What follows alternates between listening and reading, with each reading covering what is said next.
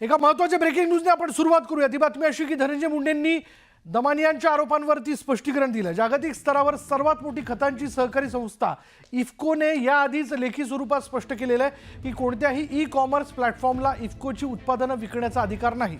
अनधिकृत ऑनलाईन प्लॅटफॉर्मवरून खरेदी करण्यात येणारी इफ्कोची उत्पादनं ही पूर्णतः खरेदीदारांच्या जबाबदारीवर आहेत आणि सदर प्लॅटफॉर्म गैरवाजवी किमतीत ही उत्पादनं अनधिकृतरित्या विकतात।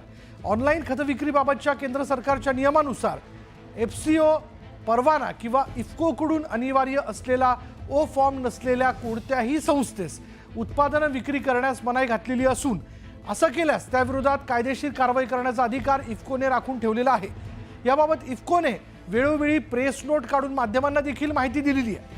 इफ्को कंपनीच्या सर्व उत्पादनांची विक्री किंमत ही संपूर्ण देशात सारखीच आहे। मात्र काही कमर्शियल ई कॉमर्स प्लॅटफॉर्म या खतांच्या 10 ते 5 बाटल्या कुठून तरी उपलब्ध करून त्या ऑनलाईन ग्राहकांना आकर्षित करण्यासाठी अधिकचं डिस्काउंट देऊन विक्रीस ठेवतात। अशी माहिती समोर आल्यानंतर इफ्कोने संबंधितांना नोटीस सुद्धा दिलेल्या आहेत। अधिक तपशील आपण जाणून घेणार आहोत आमच्या प्रतिनिधी प्रणाली कापसे या सगळ्या घडामोडींवरती लक्ष ठेवून। प्रणाली, तू अंजली दमानियांशी संवाद साधला, शिवाय अंजली दमानियांनी ऑनलाईन त्या ऑपरेटरशी साधलेल्या संवाद ती क्लिप देखील समोर आणली। पण आता हे जे स्पष्टीकरण कृषी विभागाकडून करण्यात येत आहे नेमकं कशात तथ्य आहे? आपण जर आत्ता बघितलं तर या प्रेस नोटमध्ये काही महत्त्वाचे मुद्दे म्हणण्यात आलेले आहेत। ज्याचं तसं म्हटलेलं आहे की कुठलीही ई कॉमर्स कंपनी सर्टिफिकेट असल्याशिवाय या अशा पद्धतीची उत्पादनं जी आहे ती विक्री करू शकत नाही। आता अंजली दमानिया यांनी ज्या ई कॉमर्समधनं या वस्तूंची उत्पादनं मागवली 10 तारखेपर्यंत, म्हणजे जोपर्यंत अंजली दमानिया यांनी या पद्धतीचे आरोप केले नव्हते तोपर्यंत या सगळ्या प्लॅटफॉर्मवर या वस्तू उपलब्ध होत होत्या आणि त्या व्यवस्थित पद्धतीने उपलब्ध होत होत्या। जसं याच्यामध्ये आणखी या प्रेस नोटमध्ये आणखी एक मुद्दा मांडलेला आहे की कदाचित काही कंपन्या इकडून तिकडून अशा 8-10 बाटल्या जमा करून त्या कदाचित ग्राहकापर्यंत पोहोचवू शकत असतील। पण म्हणजेच याचा अर्थ असं म्हणायचा का की आत्ताच्या घडीला अशा 8-10 बाटल्या ज्या अंजली दमानिया यांनी मागवलेल्या होत्या त्या बाटल्यांना खरंच रीतसर कंपनीनं म्हणजे कुठेतरी थांबवलेल्या आहेत आणि त्यामुळे ही इन्फॉर्मेशन मिळालेली आहे। जर अशा इफ्कोच्या कुठलीही उत्पादनं कुठलीही ई कॉमर्स कंपनी जर गैर पद्धतीनं त्या वस्तूंची विक्री करत असेल तर त्यांच्यावर इतक्याच ॲक्युरेट पद्धतीनं कारवाई केली जात होती का? आणि ती जर जात होती तर मग 10 तारखेच्या पूर्वी ज्यांना ती उत्पादनं गेले त्यांच्यावर अशा पद्धतीची कारवाई झाली आहे का? कारण त्या फोन कन्व्हर्सेशनमध्ये आपण जर बघितलं तर असं लक्षात येतं की साधारणतः 10 तारखेला अंजली दमानिया यांनी जेव्हा ऑर्डर दिली त्याच्या 2 ते 3 दिवसानंतर तेव्हापासून ही सगळी उत्पादनं जी आहे ती थांबवण्यात आलेली आहे। आणि त्यामुळं कुठेतरी एका पद्धतीनं आपण जर हे सगळे मुद्दे वाचले तर असं दिसून येत आहे की ही ई कॉमर्स कंपनी जर अयोग्यरित्या या वस्तू पुरवठा करत होती आणि तिचा ऑर्डर अंजली दमानिया यांनी दिलेला आहे तर ती ऑर्डर थांबवण्यामध्ये मग या कृषी विभागाचा किंवा इफ्कोचा स्वतःचा हात आहे असा जो आरोप अंजली दमानिया लावतायत तो मग या ठिकाणी खरा मानावा लागेल आपल्याला। कारण त्यांचा मुळात मुद्दाच आहे की जोपर्यंत विक्री होत होती तोपर्यंत त्यांनी जेव्हा ऑर्डर दिली तेव्हा त्यांना कुठल्याही पद्धतीचा विरोध झाला नाही। त्या गोष्टी त्या ज्या वस्तू त्यांनी मागवल्या होत्या त्या भिवंडीपर्यंत आल्या आणि आता आपण विशाल आजच्या घडीला आपण सगळेजण ई कॉमर्स करतो। आपण अनेक वस्तू अगदी घरातल्या छोट्या छोट्या वस्तूपासून तर मोठ्या वस्तूपर्यंत अनेक वस्तूंची ऑनलाईन खरेदी करतो आणि त्यावेळेला असलेले ह्या सगळ्या मुद्द्या म्हणजे अगदी ते ट्रॅकिंग करेपर्यंत आपल्याला कळत असतं की आज आपल्या घरी ते डिलिव्हर होणार आहे। हा सगळा ट्रॅक रेकॉर्ड आपण ठेवत असतो। अगदी तसाच अंजली दमानिया यांनी ठेवला आणि भिवंडीला आल्यावर त्यांची ऑर्डर कॅन्सल झाली। याचा अर्थ की कुणीतरी अयोग्यरित्या ही ऑर्डर दिलेली आहे असं कंपनीला कळवलं आणि त्यानंतर ती कॅन्सल झाली असं आपल्याला या ठिकाणी म्हणता येईल। धन्यवाद प्रणाली या सगळ्या माहितीबद्दल। बघूयात या विषयाला घेऊन आता अंजली दमानिया पुढे काय नेमक्या प्रतिक्रिया देत आहेत हे देखील न्यूज 18 लोकमत जाणून घेण्याचा प्रयत्न करत आहे।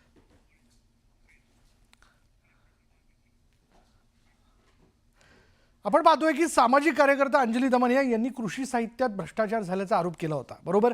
त्यानंतर दमानिया यांनी एका कंपनीकडून सगळ्या वस्तू ऑनलाईन मागवल्या, मात्र त्यांनी केलेली ऑर्डर कंपनीकडून रद्द करण्यात आल्याचं सांगण्यात येत आहे। त्यावरून आता अंजली दमानिया यांनी संताप व्यक्त केला। ऑनलाईन मागवलेली खतांची ऑर्डर माझ्यापर्यंत पोहोचू दिली नसल्याचा आरोप त्यांनी केलेला आहे। आरोप दबाव टाकून कुणीतरी लपवाछपवी करण्याचा प्रयत्न करत आहे का, असा सवाल दमानी यांनी केला.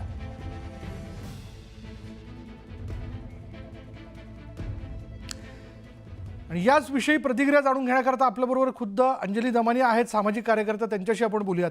अंजलीदा, आपण बघतोय आता की काय खुलासा धनंजय मुंडेंनी कृषी विभागामार्फत केलेला आहे. त्यांनी असं म्हणलेलं, याच्यात त्यांनी एक वाक्य वापरले जे मी आपल्याला वाचून दाखवतो की अंजलीताई दमानिया यांनी आज सांगितलेल्या ॲग्री बिग्री या ई कॉमर्स प्लॅटफॉर्मला इफ्कोची उत्पादनं विकण्याचा कोणताही अधिकार नाही. त्यामुळे वादात येण्यापेक्षा संबंधित कंपनीने सदर उत्पादनांची ऑनलाईन विक्री बंद केली असावी, असा दावा ते करतात. आपलं काय म्हणणं आहे? नाही काही मला असं ऐकून खरंच गंमत वाटतेय की इतक्या पटकन कृषी विभागाने असं क्लॅरिफिकेशन दिलंय. त्यांनी ॲग्री बॅग्री या वेबसाईटवर काही चेक केलंय का की त्यांचे इफ्कोचे प्रोडक्ट्स ते विकू शकतात की नाही ते, आणि असे प्रोडक्ट्स विकून डायरेक्टली जरी ते अमुक डीलर नसले तरी एक ट्रेडर सुद्धा विकू शकतो. आणि जे मला ऑनलाईन दिसलं, जे मी मांडलं, जे तुम्ही सगळ्यांनी बघितलंय आज, आणि त्याची पिक्चर्स सकट सगळं मी काढलंय. एवढंच नाही, आता घटकेला माझ्याकडे त्यांचा इनव्हॉइस आहे, त्यांचे मेसेजेस आहेत, ट्रॅकिंग सिस्टमवरनं पूर्ण हरियाणाहून त्यांचा माल निघाल्याचे ट्रॅकिंग आहे, तुमचं शिपमेंट निघालंय, तुमच्यापर्यंत पोचतंय, ह्या सगळ्या गोष्टी मला दिसत आहेत ना. तर आज कृषी मंत्र्याला त्यांना एवढं काढायची अगदी घाई झाली असेल तर त्यांनी चौकशी करावी, ॲग्री बॅग्रीकडनं ते क्लॅरिफिकेशन घ्यावं की तुम्हाला हे विकण्याचे अधिकार आहेत की नाही, मग ते तुम्ही 92 रुपयाला कसे विकत होता, हे सगळं जे आहे. आता हे जे नॅनो युरिया नावाचं जे प्रोडक्ट आहे हे डिस्कंटिन्यू केलं होतं. तर कृषी विभागाने हे पण सांगावं की नॅनो युरिया डिस्कंटिन्यू केलेलं प्रोडक्ट तुम्ही शेतकऱ्याच्या माथ्यावर का आपटत होतात. कारण नॅनो युरिया डिस्कंटिन्यू करून नॅनो युरिया प्लस आणण्यात आलं होतं. कारण नॅनो युरिया हे प्रोडक्ट मुळात बेकार होतं, त्याच्यातनं नायट्रोजन कंटेंट नव्हता आणि याच्यावर अहवाल आहेत. त्याचे अहवाल सुद्धा मी उद्या जनतेपुढे आणेन आणि तेव्हा कळेल. त्याची प्रेस कॉन्फरन्स मी उद्या घेते, मग त्याच्यावर कृषी विभागाने पुन्हा क्लॅरिफिकेशन जे द्यायचं ते द्यावं. आणि हे जे सगळे थेर चालले आहेत ना शेतकऱ्याला बनवायचे आणि लूट करण्याचे, हे बंद करा कृषी विभागाने हे बंद करावे. म्हणजे अंजली दे, असं काही आहे का की परवापर्यंत विकले जात होते पण अंजली दमानी यांनी हे प्रोडक्ट मागवले म्हणून आता हा सगळा खुलासा करण्याचा अट्टहास केला जातोय? नाही बिलकुल. आता हे जेव्हा विकले जात होते, मी आज त्या एकदा नाही त्या बाईंशी 2दा बोलले की तुम्ही हे प्रोडक्ट मला दिलंय, पाठवलंय म्हणून सांगितलं, मेसेजेस येत आहेत, मग अचानकपणे हे रिटर्न का झालं. त्यामुळे ते कंपनीने थांबवलं असं स्पष्टपणे ती म्हणाली आहे त्याच्यात. तुम्ही ते हवं असेल तर पुन्हा एकदा प्ले करा आणि कृषी विभागाला पण तुमच्या बाईट्स पाठवा आणि त्यांना म्हणे हे नीट ऐका ती बाई काय म्हणाली की कंपनीने आता थांबवा असं सांगितलंय आणि ते कोणालाच देऊ नका. अशा मी त्यांना विचारलं कधी सांगण्यात आलं, तर म्हणे 10 फेब्रुवारीला, म्हणजे माझ्या प्रेस कॉन्फरन्स नंतर. का?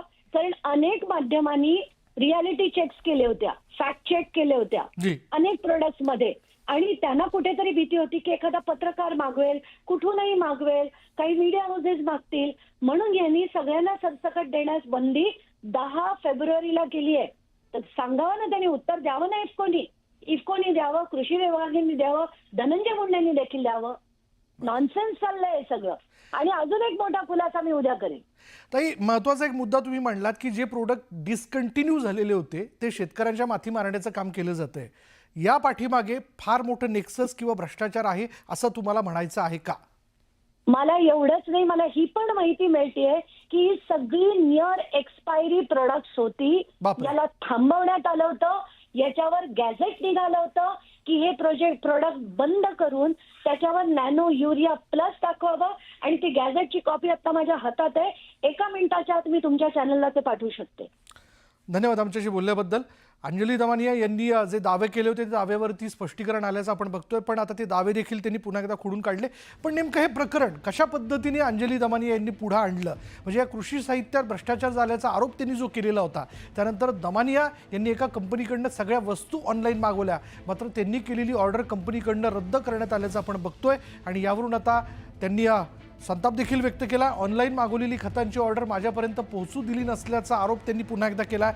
दबाव टाकून कोणीतरी लपवाछपवी करण्याचा प्रयत्न करतंय असं देखील त्यांनी म्हटलंय. बघूयात काय नेमकं घडलं होतं. मेरे कल 2 ऑर्डर्स थे तो वो दोनों रिटर्न क्यों गए हैं? ओके मैम, माफी चाहती हूँ.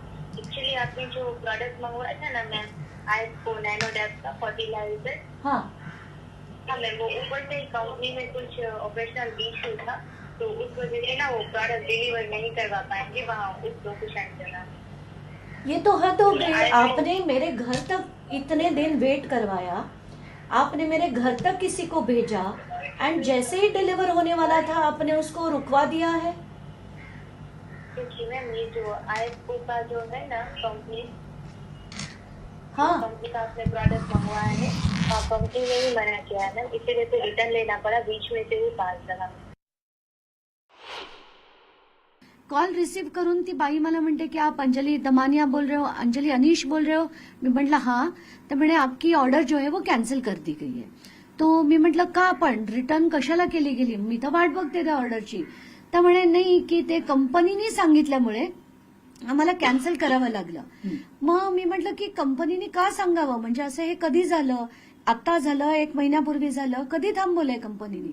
तर म्हणे नाही 10 तारखेपासून थांबवलंय. म्हणजे माझ्या त्या प्रेस कॉन्फरन्सच्या 4 दिवस नंतर हे थांबवण्यात आलं. मग मी त्याला म्हटलं की का, म्हणजे कशासाठी. तर म्हणे नाही ती इन्फॉर्मेशन आम्ही तुम्हाला लीक करू शकत नाही. मग कोण थांबवणार, का थांबवणार. आणि मग ह्याच्याच वरनं कन्फर्म होतंय की हा स्कॅम आहे आणि हा धनंजय मुंडेंनी केलेला स्कॅम. म्हणजे त्यांनी थेट आता इफ्कोकडनं फोन करून येणाऱ्या सगळ्या ऑर्डर्स ज्या आहेत त्या सगळ्या थांबवलेल्या आहेत, म्हणजे डीएपीच्या आणि नॅनो युरियाच्या.